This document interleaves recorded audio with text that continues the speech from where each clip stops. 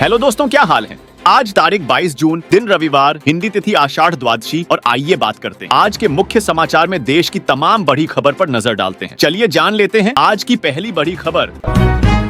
दोस्तों, कर्नाटक में सियासी हलचल तेज हो गई है। केंद्रीय गृह मंत्री अमित शाह ने वहां बीजेपी नेताओं को एकजुट होने का जोरदार आह्वान किया है। जी हां, पुराने मतभेद भुलाकर एक मंच पर आने का मंत्र देते हुए शाह ने स्टेट चीफ विजेंद्र के साथ 25 मिनट तक गहन गुफ्तगू की। उन्होंने कांग्रेस सरकार की नीतियों पर जमकर निशाना साधा और कहा कि कर्नाटक में बीजेपी के लिए सुनहरा अवसर है। तो क्या कर्नाटक में बीजेपी की लहर फिर से चलेगी? ये सवाल हर किसी के जहन में है। केंद्रीय गृह मंत्री अमित शाह ने पाकिस्तान को सख्त संदेश दिया है। पहलगाम आतंकी हमले के बाद शाह ने साफ साफ कहा कि सिंधु जल संधि कभी बहाल नहीं होगी, पाकिस्तान प्यासा रहेगा। ये हैं उनके शब्द। जी हां, ये बयान न सिर्फ सियासी गलियारों में हलचल मचाएगा बल्कि सीमा पार भी खलबली मचा सकता है। क्या ये भारत की कूटनीति का नया दांव है? आप क्या सोचते हैं?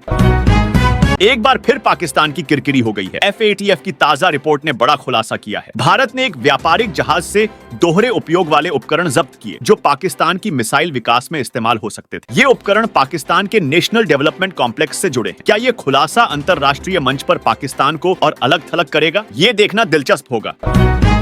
राजा रघुवंशी हत्याकांड में सनसनीखेज खुलासा। SIT ने महालक्ष्मी नगर के प्रॉपर्टी कारोबारी सिलोम जेम्स को गिरफ्तार किया है। उन पर सोनम और राज की पिस्टल, 5 लाख रुपए, कपड़े और सोने के आभूषण गायब करने का आरोप है। इतना ही नहीं, एक सिक्योरिटी गार्ड भी शक के घेरे में है। क्या इस मामले में और भी बड़े नाम सामने आएंगे? हमारी नजरें इस केस पर टिकी हैं। ईरान से एक चौंकाने वाली खबर आ रही है। इजरायल के हवाई हमलों के बाद वहां संचार व्यवस्था ठप हो गई है। विदेशों से अपने परिजनों को कॉल करने वालों को जवाब दे रहा है कोई और नहीं बल्कि आर्टिफिशियल इंटेलिजेंस। लोग सोशल मीडिया पर अपनी आपबीती साझा कर रहे हैं। क्या ये साइबर युद्ध का नया रूप है? ये सवाल हर किसी के जहन में है।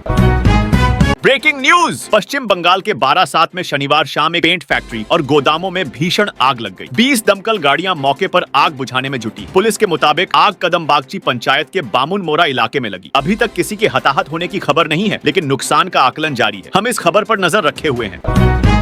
पटना से एक हैरान करने वाली खबर। खराब मौसम के चलते एयर इंडिया एक्सप्रेस की दिल्ली पटना फ्लाइट को वाराणसी डाइवर्ट करना पड़ा। इस फ्लाइट में 170 यात्री सवार थे। मूसलाधार बारिश की वजह से दृश्यता कम हो गई। क्या मौसम की मार यात्रियों के लिए और मुश्किलें खड़ी करेगी? हम अपडेट्स लाते रहेंगे।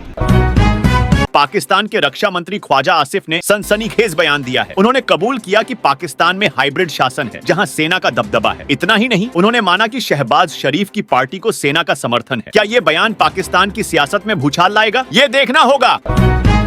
खेल प्रेमियों, ध्यान दीजिए। बर्लिन ओपन के सेमीफाइनल में वांग शिन्यू ने रूसी खिलाड़ी ल्यूडमिला सामसनोवा को 6-4, 6-1 से हराकर फाइनल में जगह बनाई। दूसरी ओर वोंद्रोसोवा ने सबनलेका को मात दी। रविवार को वांग और वोंद्रोसोवा के बीच होगा फाइनल मुकाबला। क्या वांग बनेंगी चैंपियन? आपकी क्या राय है? ये खबर आपके चेहरे पर मुस्कान लाएगी। ऑपरेशन सिंधु के तहत ईरान से भारतीयों की सुरक्षित वापसी हो रही है। दिल्ली के IGI एयरपोर्ट पर लौटे यात्रियों ने भारत सरकार और तेहरान में भारतीय दूतावास की तारीफ की। छात्र, नौकरी पेशा और तीर्थ यात्री सभी के चेहरों पर देशभक्ति का गर्व दिख रहा है। क्या ये भारत की कूटनीति की जीत नहीं है? जम्मू कश्मीर में सियासी हलचल। मुख्यमंत्री उमर अब्दुल्ला ने राहुल गांधी की चुनावी निष्पक्षता पर उठाए सवालों से किनारा कर दिया। उन्होंने कहा कि निष्पक्षता पर सवाल जीत हार पर आधारित नहीं होने चाहिए। अपनी पार्टी की विधानसभा जीत का जिक्र करते हुए उन्होंने लोकतंत्र में विश्वास जताया। क्या ये बयान कांग्रेस के लिए झटका है? Breaking news! बिहार की सियासत में हलचल। बीजेपी के कद्दावर नेता शिवलाल सहनी ने पार्टी छोड़कर VIP में शामिल हो गए। मोतिहारी में एक कार्यक्रम में उनका जोरदार स्वागत हुआ। VIP नेताओं का दावा है कि महागठबंधन पूर्वी चंपारण की 12 सीटें जीतेगा। क्या ये बीजेपी के लिए चुनाव से पहले बड़ा नुकसान है? भारतीय वायुसेना ने फिर दिखाया अपना दम। पुणे से दिल्ली तक एक लिवर और 2 किडनी को एयरलिफ्ट कर एक अनोखा मिशन पूरा किया। सशस्त्र बल चिकित्सा सेवाओं के साथ मिलकर ये ऑपरेशन कामयाब रहा। ये मिशन न सिर्फ जिंदगियां बचाएगा बल्कि देश की एकजुटता का प्रतीक भी है। क्या ये भारत की ताकत नहीं दिखाता? दोस्तों, इजराइल की खुफिया एजेंसी मोसाद का नाम सुनकर ही रोंगटे खड़े हो जाते हैं। म्यूनिक ओलंपिक नरसंहार के कातिलों को मोसाद ने 20 साल तक ढूंढ कर मारा। आज ईरान के साथ संघर्ष में भी मोसाद की भूमिका चर्चा में है। क्या ये इतिहास फिर दोहराया जाएगा? अगर आप विदेश यात्रा की योजना बना रहे हैं तो ये खबर आपके लिए है। ट्रैवल इंश्योरेंस में सिर्फ मेडिकल कवर ही नहीं बल्कि यात्रा से जुड़े जोखिम भी शामिल करें। खासकर अमेरिका, कनाडा और यूरोप जैसे देशों में $2.5 लाख से ज्यादा का मेडिकल इंश्योरेंस जरूरी है। क्या आप तैयार हैं अपनी अगली यात्रा के लिए? दोस्तों, भारत ने फिर दिखाया अपना बड़ा दिल। ईरान से न सिर्फ भारतीयों को निकाला जा रहा है, बल्कि श्रीलंका और नेपाल के नागरिकों को भी सुरक्षित लाया जाएगा। 21 जून को तुर्कमेनिस्तान के रास्ते एक विशेष उड़ान दिल्ली पहुंची। ये भारत की वैश्विक जिम्मेदारी का प्रतीक है। क्या ये भारत की कूटनीति का सुनहरा अध्याय नहीं है? कांग्रेस की वरिष्ठ नेता सोनिया गांधी ने मोदी सरकार पर बड़ा हमला बोला है। उन्होंने गाजा में इजरायल के हमलों और ईरान पर भारत की चुप्पी की आलोचना की। सोनिया ने कहा कि भारत को अपनी आवाज बुलंद करनी चाहिए और पश्चिम एशिया में शांति के लिए हर मंच का इस्तेमाल करना चाहिए। क्या ये बयान सियासी तूफान लाएगा? ब्रेकिंग न्यूज, इजरायली वायुसेना ने ईरान के इस्फहान न्यूक्लियर साइट पर फिर हमला किया। आईडीएफ ने बताया कि 50 फाइटर जेट्स ने मिसाइल लॉन्चरों पर बम बरसाए। रात भर में 40 ड्रोन्स को भी रोका गया। क्या ये युद्ध और तनाव को नई ऊंचाई देगा?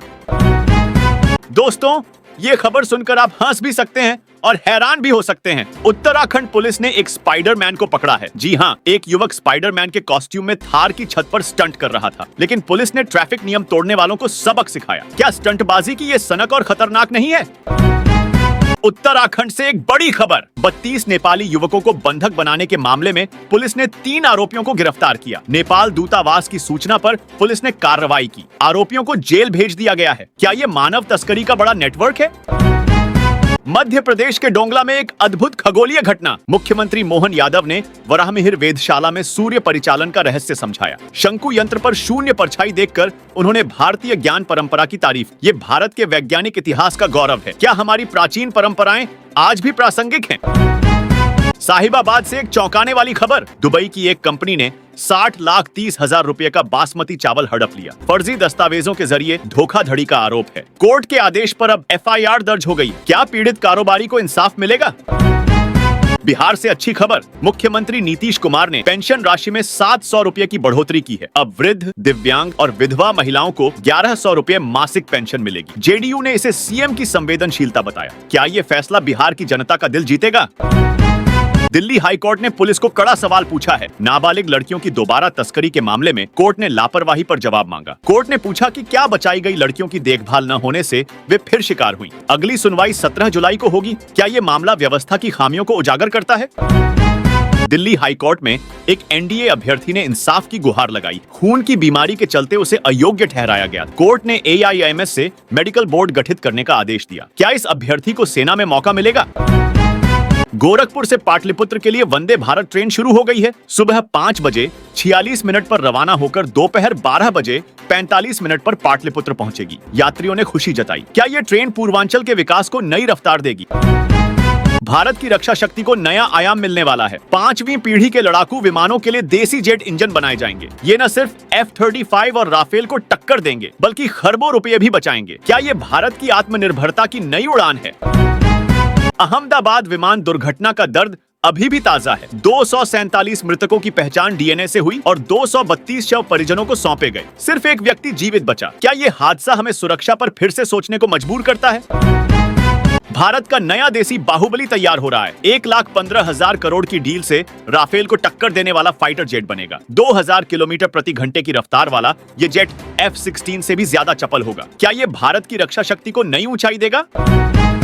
ब्रेकिंग न्यूज, देश के कई हिस्सों में भारी बारिश का खतरा। गुजरात और मध्य प्रदेश में रेड अलर्ट जारी। दिल्ली एनसीआर में भी झमाझम बारिश के आसार। क्या आप इस मौसम के लिए तैयार हैं? सावधान रहें, सुरक्षित रहें। और हाँ दोस्तों, आप मुझे कमेंट करके बताइए कि आप कौन से राज्य के कौन से जिले में रहते हैं। कमेंट में बताइए और साथ ही इस वीडियो को लिखे और शेयर करना। SBN न्यूज सब्सक्राइब करके बेल आइकॉन जरूर दबा दें, रोजाना ऐसे इंपॉर्टेंट जानकारियां, महत्वपूर्ण समाचार देखते रहने के लिए। ओके, चलिए, ख्याल रखिएगा अपना और अपने परिवार का। मिलेंगे अगले नेक्स्ट अपडेट में। तब तक के लिए जय हिंद, जय भारत, वंदे मातरम।